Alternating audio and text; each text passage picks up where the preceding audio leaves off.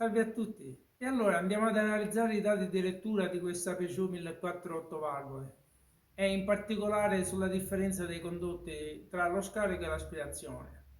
Quindi a parità anche dell'aspirazione che abbiamo dei passaggi come condotti ampi, vediamo che un po' la curvatura della geometria stessa va un po' a rallentare il flusso, quindi abbiamo un po' di rallentamento del flusso, ma sullo scarico e sull'aspirazione con una differenza di condotto, diametro di condotto di 3 mm, poi alla fine in alzata massima abbiamo quasi la stessa portata, quindi quello che va a influire è la camera della testata stessa, che è un po' sull'aspirazione ad alzata massima, quindi nel rallenta il flusso e non seguendo più la geometria della camera il flusso si perde, si distacca e quindi crea meno velocità nel condotto e più che altro continuare con quell'andamento del flusso come miglioramento. Abbiamo poi una fine di miglioramento, quindi c'è un distacco e poi una caduta proprio di prestazione a livello di riempimento. Quindi andiamo a notare che con le due geometrie di diversa sezione, più o meno poi, anche se una è in un senso e una è nell'altro senso, ma andiamo ad avere la stessa portata perché il diametro del condotto non va più ad incidere. Quindi anche sull'aspirazione, a volte cambiando le geometrie sulle direzioni e sulla camera, si può mantenere anche una sezione del condotto più ristretta. Quindi andiamo ad avere più velocità anche dentro il condotto. Quindi vediamo questa particolarità. E allora andiamo a vedere i dati di lettura. Questa è l'aspirazione. L'aspirazione, questo è il confronto con il cassonetto, quindi con la parte dell'aspirazione, il cassonetto e poi dove va montata la farfalla e vediamo che la serie di curvature e la distanza del condotto crea questa perdita di flusso, di velocità. Ma andiamo a vedere più che altro un altro confronto, quello che parlavamo della sezione tra aspirazione e scarico. Questa è la differenza. Questo è lo scarico flussato nel senso contrario, quindi come se si comporterebbe nell'aspirazione, proprio perché la dimensione del condotto stesso abbiamo una perdita tra la sezione dell'aspirazione e lo scarico, quindi i 3 mm di differenza si vedono qui nella differenza di portata. Ma se andiamo a flussare il condotto dello scarico nel senso giusto, quindi dalla camera verso l'esterno, vediamo che il comportamento è diverso.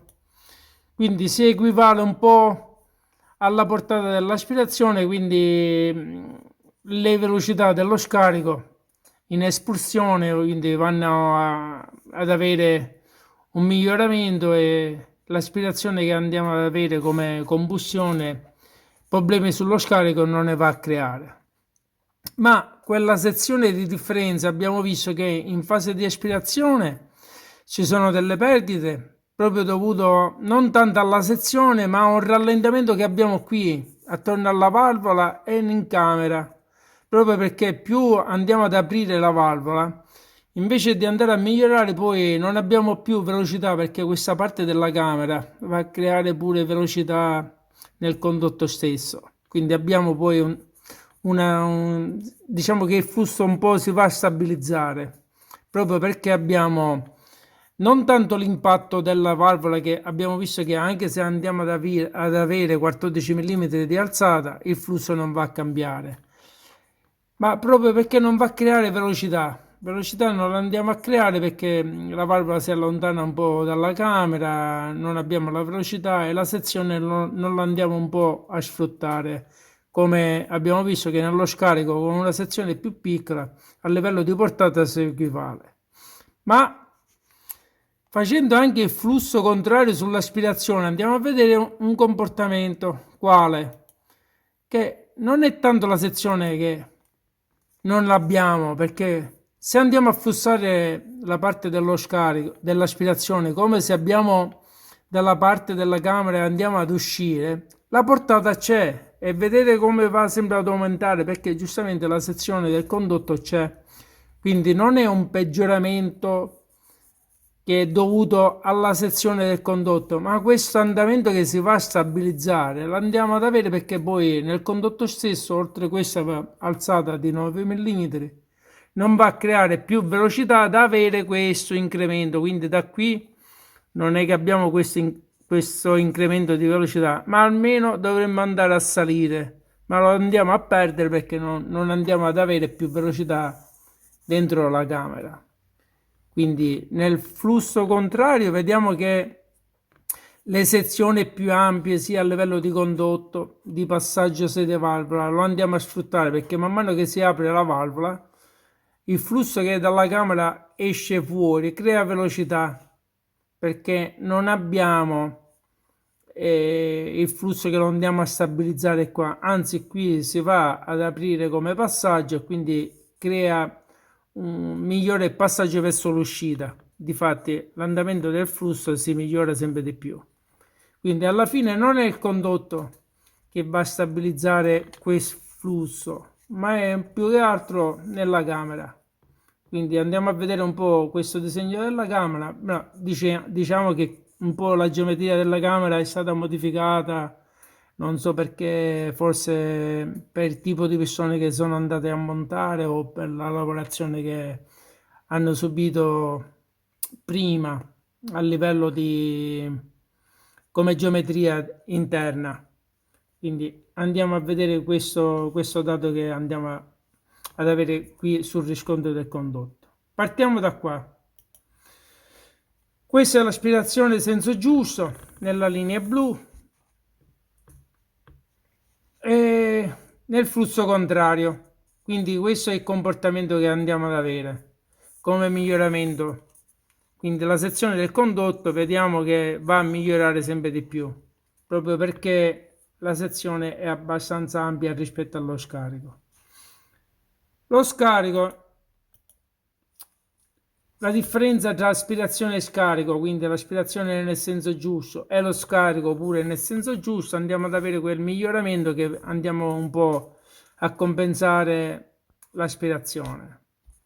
Invece nello scarico stesso, lo scarico nel senso giusto che abbiamo questo miglioramento e lo scarico fatto nel senso contrario, come se dall'esterno andiamo in camera, andiamo ad avere questa stabilizzazione della velocità e quindi non abbiamo questo miglioramento proprio perché la valvola dentro camera si distacca dalla geometria della camera stessa, la valvola si distacca e non va a avere più un po' questo passaggio che va a creare velocità e quindi sono le perdite. Quindi vediamo un po' come lo scarico nel senso contrario va ad avere questa differenza e questo lo andiamo a riscontrare pure tra l'aspirazione nel senso giusto e l'aspirazione nel senso contrario. Quindi le differenze del condotto non sono queste, ma sono dovute alla camera e un po' alla curvatura dentro sotto sede valvola. E allora andiamo a vedere qui la parte dell'aspirazione. Vediamo che nel senso contrario, più che altro andiamo ad avere più aperture in senso di dalla camera verso l'uscita dell'aspirazione e andiamo ad avere più velocità proprio perché non va a incidere più di tanto la sezione del condotto. Quindi andando ad aprire di più la valvola si migliora il flusso d'aria in uscita. Nel senso giusto, quindi dalla parte esterna verso la camera, oltre quei 9 mm di apertura, un po' si va a stabilizzare perché non andiamo a creare velocità del flusso qui all'uscita, anche perché per via del disegno della valvola e anche della camera stessa come geometria, non andiamo più ad avere quell'effetto diffusore che crea velocità cioè seguendo la geometria dell'alzata della valvola. Quindi c'è un allontanamento del flusso che si va a disperdere, quindi se ne va verso le pareti del cilindro e non va a creare più velocità. e giustamente il flusso che all'uscita si trova l'impatto della valvola, non avendo anche una parte secondaria dove appoggiarsi e creare quell'effetto velocità, si va un po' a perdere l'effetto del riempimento sul cilindro. Un po' questa è la caratteristica che si va ad avere come perdita dentro la camera, anche per via pure di qui, del gradino che abbiamo nel senso opposto nell'area di switch che si va a creare sulla camera del PC.